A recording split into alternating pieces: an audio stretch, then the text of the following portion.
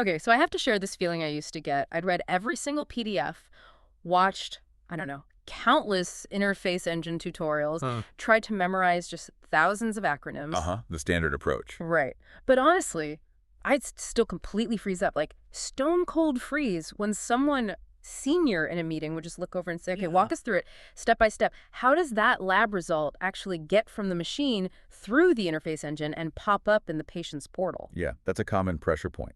Yeah. Knowing the terms versus explaining the flow are two very different things. Exactly. I felt like I had all the puzzle pieces, Yeah. HL7, FHIR, the message specs, but zero map. I couldn't connect those technical bits to like a real patient walking through the hospital or even why the business needed it that way. Mm.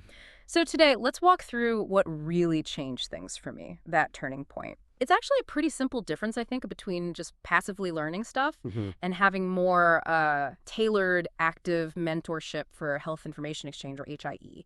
And it's fascinating. Right. But that confusion you felt, it has real consequences. There's research showing something like 70% of interoperability projects are hitting roadblocks or failing entirely. 70%. Wow. Yeah, and it often comes back to exactly what you described. Professionals, even experienced ones, they know the theory, but struggle to apply it to solve these complex real-world problems. So they know the terms, but maybe can't explain the actual journey. Like, how does that ORU R01 message the lab result? How does it get routed right and stay compliant, keep the data secure? All of that. Precisely. It's the application gap.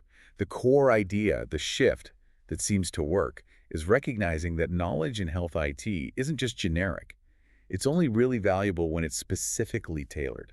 Tailored to what, though? Like, to me? To you, to your specific context. Yeah. Your role, your current challenge. Yeah. You can't just learn everything. You need guidance on what matters now for your project. That makes sense. Moving from just like scattered notes and honestly feeling like an imposter sometimes We've all been there.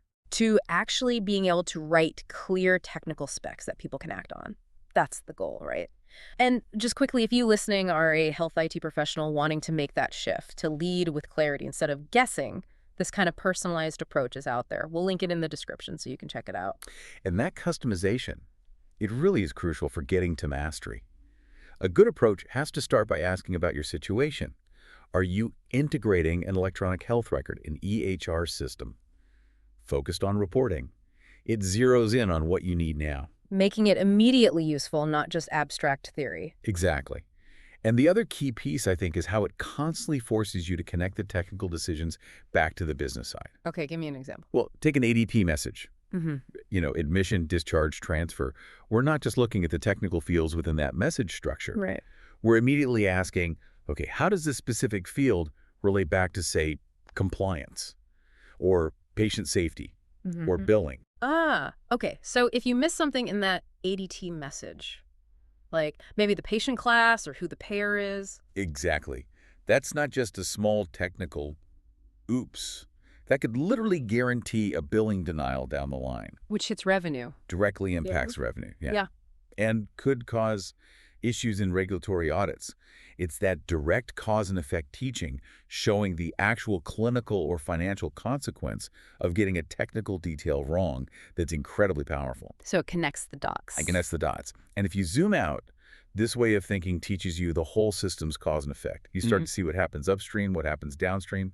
If you change just one thing in an HL7 or maybe a FHIR data flow. That kind of bigger picture view, understanding the whole architecture and what happens if you tweak it. That's what separates someone just sort of hoping they've got it right from someone who can genuinely walk into a room, explain the architecture, and confidently lead a complex project. Yeah. It moves you past that uncertainty. Yeah, because the goal isn't just to know about health IT concepts, it's to really master them so you can lead effectively. It's a big shift, moving from second-guessing all the time to, well, leading with actual clarity and confidence. A huge shift. So thinking about this, it really makes you wonder, doesn't it? If that 70% failure rate for critical interoperability projects is largely down to these gaps in applying knowledge, how much faster could healthcare actually innovate? Imagine if every single professional had access to personalized, maybe even 24/7 coaching, helping them navigate these complex systems like an electronic medical record or EMR, instead of just relying on static PDFs or old training manuals. That's a powerful question. What would that acceleration look like?